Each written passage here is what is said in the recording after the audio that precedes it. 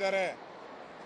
ನಾವು ಇವತ್ತು ಬಹಳ ಪ್ರಮುಖವಾದಂಥ ಪಾರ್ಕ್ಗಳ ಬಗ್ಗೆ, ಇಡೀ ಕರ್ನಾಟಕದಲ್ಲಿರೋ ಎಲ್ಲ ಪಾರ್ಕಲ್ಲಿ 5% ಜಾಗವನ್ನು ಇವತ್ತು ಪ್ರೈವೇಟ್ಗೆ ಮಾರೋ ಅಂಥದ್ದಕ್ಕೆ ಅವಕಾಶ ಕೊಟ್ಟಿದ್ದಾರೆ. ಅಂದರೆ ಇದರಲ್ಲಿ ಅದಾನಿ ಕೈವಾಡ ಇದೆ. ಅದಾನಿ ಅವರು ಟನಲ್ ರೋಡ್ ತಗೊಂಡಿದ್ದಾರೆ. ಅವ್ರಿಗೆ ಹೆಲ್ಪ್ ಮಾಡೋಕ್ಕೋಸ್ಕರ ನಿನ್ನೆ ಅದಾನಿಯವರು DK ಶಿವಕುಮಾರ್ ಮನೆಗೆ ಬಂದು ಅವರು ಒಪ್ಪಿಗೆ ಕೊಟ್ಟ ಮೇಲೆ ಇವತ್ತು ಬಿಲ್ಲನ್ನು ತಂದಿದ್ದಾರೆ. ಅಂದರೆ ಬೆಂಗಳೂರಿನ ಲಾಲ್ಬಾಗು ಗೋವಿಂದ ಗೋವಿಂದ, ಸ್ಯಾಂಕೇಕ್ ಟ್ಯಾಂಕು ಗೋವಿಂದ ಗೋವಿಂದ, ಕಬ್ಬನ್ ಪಾರ್ಕು ಗೋವಿಂದ ಗೋವಿಂದ. ಬೆಂಗಳೂರು ಜನರ ಶಾಪ.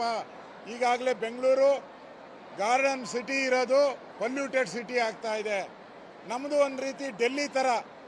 ಡೆಲ್ಲಿ ಯಾವ ರೀತಿ ಪೊಲ್ಯೂಷನ್ ಆಗಿದೆಯೋ ಅದೇ ರೀತಿ ನಮ್ಮ ಬೆಂಗಳೂರನ್ನು ಪೊಲ್ಯೂಷನ್ ಮಾಡೋಕ್ಕೆ ಬಿಡಬೇಕಾ? ಈಗಾಗಲೇ ಬೆಂಗಳೂರು ಜನ ಲಾಲ್ಬಾಗಲ್ಲಿ ಹೋಗಿ ದಿನ ಮಕ್ಕಳು, ಶಾಲಾ ಮಕ್ಕಳು ಪ್ರತಿಭಟನೆ ಮಾಡ್ತಾ ಇದ್ದಾರೆ. ಕಣ್ಣಿಲ್ವಾ ನಿಮ್ಮ ಸರ್ಕಾರಕ್ಕೆ? ನಾಚಿಕೆ ಆಗಲ್ವಾ ನಿಮ್ಮ ಸರ್ಕಾರಕ್ಕೆ? ಈ ಬಿಲ್ ತರಕ್ಕೆ ಮುಂಚೆ ಯೋಚನೆ ಮಾಡಿದ್ರ? ಬೆಂಗಳೂರಿನ ನಾಗರಿಕರು, ಬೆಂಗಳೂರಿನ ಮಕ್ಕಳು, ಮುಂದೆ ಬರೋ ಮಕ್ಕಳು ಇವತ್ತೇ ಆಸ್ಮಾ ರೋಗದಿಂದ ನರಳ್ತಾ ಇದ್ದಾರೆ. ಇವತ್ತು ಪ್ರತಿ 10 ಜನದಲ್ಲಿ 8 ಜನಕ್ಕೆ ಆಸ್ಮಾ ಬರ್ತಾ ಇದೆ ಬೆಂಗಳೂರಲ್ಲಿ. ಬಿಕಾಸ್ ಪೊಲ್ಯೂಷನ್ ಜಾಸ್ತಿ ಆಗಿದೆ. ಈಗ ಮತ್ತೆ 5% ಜಾಗವನ್ನು ನೀವು ಎಲ್ಲ ಪಾರ್ಕುಗಳಲ್ಲಿ ಕೊಟ್ಟರೆ, ನೀವು ಅದಾನಿನ ಕಾಂಗ್ರೆಸ್ BJP ಏಜೆಂಟ್ ಅಂತೀರ ಡೆಲ್ಲಿಯಲ್ಲಿ. ಇಲ್ಲಿ ಕಾಂಗ್ರೆಸ್ ಅವರು DK ಶಿವಕುಮಾರ್ ಅವರು ಅದಾನಿಯನ್ನು ರೆಡ್ ಕಾರ್ಪೆಟ್ ಹಾಕಿದ್ದಾರೆ. ಇದು ನಿಮ್ಮ ದ್ವಂದ್ವ ನಿಲುವಲ್ವೇನು? ಈ ಬಿಲ್ಲು ಬೆಂಗಳೂರು ಜನತೆಗೆ ಕರ್ನಾಟಕದಲ್ಲಿ ಎಲ್ಲೆಲ್ಲಿ ಪಾರ್ಕ್ ಇದೆಯೋ ಅದಕ್ಕೆಲ್ಲ ನಗರ ಪ್ರದೇಶಗಳಲ್ಲಿ ಅದಕ್ಕೆ ವಿರೋಧ. ಜನ ರೊಚ್ಚಿಗೆ ಹೇಳಬೇಕು. ಈಗಾಗಲೇ ನೈಸ್ ಟೋಲ್ ಬಗ್ಗೆನೂ ಜನ ಪ್ರತಿಭಟನೆಯನ್ನು ಮಾಡ್ತಾ ಇದ್ದಾರೆ. ಈ ಸರ್ಕಾರ ರೋಲ್ ಕಾಲ್ ಸರ್ಕಾರ. 65% ಕಮಿಷನ್ ಹೊಡಿತಾ ಇದೆ. ಇವತ್ತು ಎಲ್ಲ ಇಲಾಖೆಯಲ್ಲಿ 65%. ಈಗ ಬಿಲ್ಲುಗಳೆಲ್ಲ ತಂದಿದ್ದಾರಲ್ಲ, ಈ ಬಿಲ್ಲೆಲ್ಲ ಚರ್ಚೆ ಆಗಬೇಕಾಯಿತು. ಇಡೀ ರಾಜ್ಯದ ಜನ ಇದರ ಪರ ವಿರೋಧ ಎಲ್ಲರೂ ಇದ್ದಾರೆ. ಇದು ಚರ್ಚೆ ಆಗೋಕ್ಕೆ ಅವಕಾಶ ಕೊಡದೆ ಏಕಾಏಕಿ ಬಿಲ್ ಪಾಸ್ ಮಾಡ್ತಾ ಇರೋದು ಸಂವಿಧಾನ ವಿರೋಧಿ. ನಾವು ಇವತ್ತು ತಯಾರಿದ್ದೀರಿ, ಬಿಲ್ ಬಗ್ಗೆ ಚರ್ಚೆ ಮಾಡೋಕ್ಕೆ ಇವತ್ತು ತಯಾರಿದ್ದೀರಿ. ಅವಕಾಶ ಮಾಡಿಕೊಡಿ. ಒಬ್ಬ ನಾಗೇಂದ್ರನಿಗೋಸ್ಕರ ಯಾಕೆ ಈ ಥರ ಮಾಡ್ತಾ ಇದ್ದೀರಾ?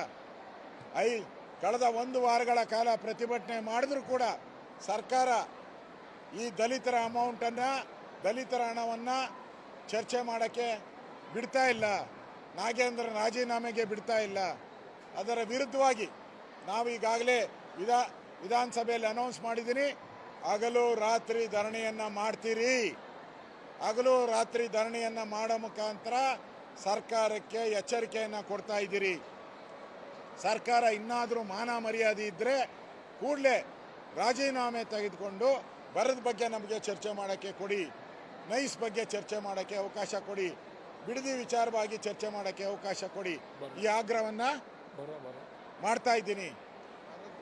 ಮೇನ್ ಬರದ ವಿಚಾರವಾಗಿ ನಾವು ಚರ್ಚೆ ಮಾಡೋಕ್ಕೆ ಕಾತರದಿಂದ ಕಾಯ್ತಾ ಇದ್ದೀರಿ. ಒಬ್ಬ ನಾಗೇಂದ್ರನಿಗೋಸ್ಕರ ಇಡೀ ಸದನವನ್ನು ಹಾಳು ಮಾಡಬೇಡಿ ಕಾಂಗ್ರೆಸ್ ಅವರೇ. ಮುಂದಿನ ದಿನದಲ್ಲಿ ರಾಜ್ಯದ ಜನ ನಿಮ್ಮನಿಗೆ ಮನೆ ಕಳಿಸೋದು ಗ್ಯಾರಂಟಿ. ರಾಜ್ಯ ಜನ ಮುಂದಿನ ದಿನಗಳಲ್ಲಿ ನಿಮ್ಮನ್ನು ಮನೆ ಕಳಿಸ್ತಾರೆ.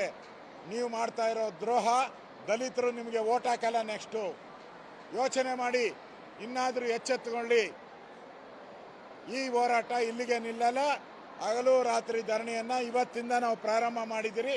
ಈಗ ವೆಲ್ಲಲ್ಲಿ ಹೋಗಿ ನಾವು ಪ್ರತಿಭಟನೆಯನ್ನು ಮಾಡ್ತಾ ಇದ್ದೀವಿ.